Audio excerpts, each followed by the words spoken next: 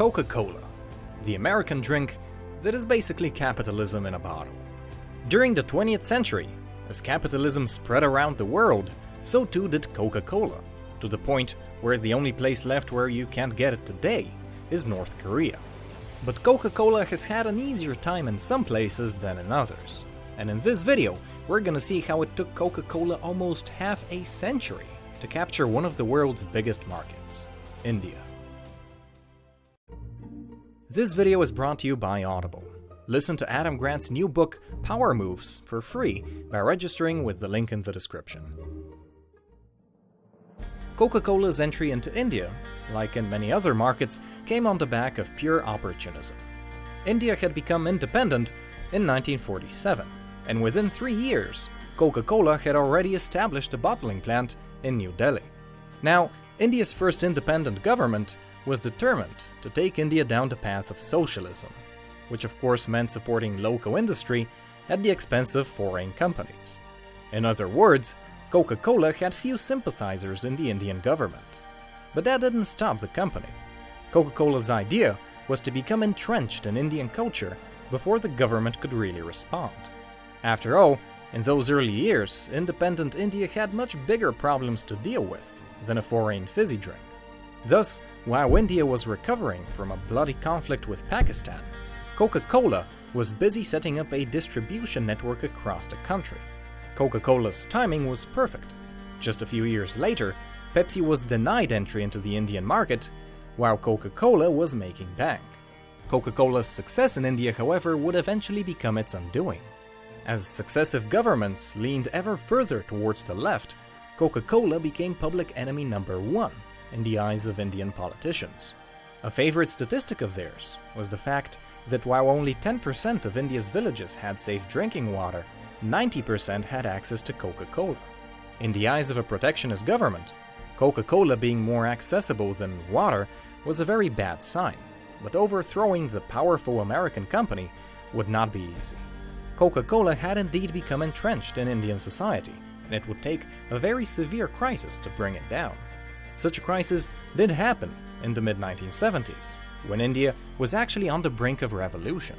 Following a third war with Pakistan and an almost dictatorial control of government by Indira Gandhi, civil unrest against the socialists was growing out of control.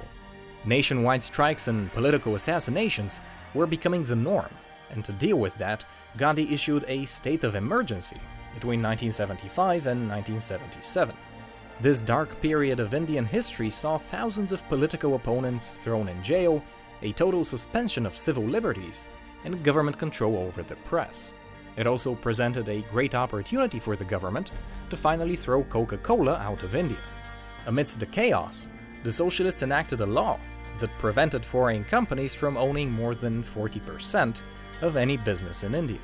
Coca-Cola would have to effectively give up its ownership, and more importantly, it would have to surrender its secret recipe, and to make it locally in India rather than importing it from the US. Faced with little choice, Coca-Cola left India in 1977, alongside more than 50 other American companies. And this left a huge void in the Indian soda market, not just for Coca-Cola, but for Sprite as well. Local competition was of course happy at this opportunity, and over the next decade, they expanded rapidly, filling the market with substitute products. Even the government cashed in by creating a state-sponsored cola called 77 to commemorate the end of the emergency. Coca-Cola, however, is not so easily defeated, and when the socialists finally lost their grip on India in 1991, Coca-Cola came back with a vengeance. Riding a wave of economic liberalization, Coca-Cola re-entered India in 1993, and that very same year, they acquired the most popular brands that had developed in their absence. In fact, all 4 sodas I mentioned earlier were purchased by Coca-Cola for $40 million, giving the company a staggering 50% market share from day one. Since then, Coca-Cola's domination has only increased, and today their share has risen to just over 60%, with its only real competitor being Pepsi at around 35%. So despite decades of political opposition, Coca-Cola did eventually conquer India, and the way it did so was honestly quite the power move. And speaking of power moves, Audible, who were kind enough to sponsor this video, have just released Adam Grant's new book of the same name. In Power Moves, you're gonna hear the insights of over 20 leaders in business and technology on the shifting nature of power in the modern world. You can download and listen to Power Moves for free, alongside a free trial of Audible if you visit audible.com/businesscasualpower, or if you text Business Casual Power to 500 500. In any case, I'd like to thank you for watching this video, and I encourage you to share it around with your friends, and to also follow me on Instagram, where I'm gonna post awesome teasers for future videos. You can expect my next video 2 weeks from now, and until then, stay smart.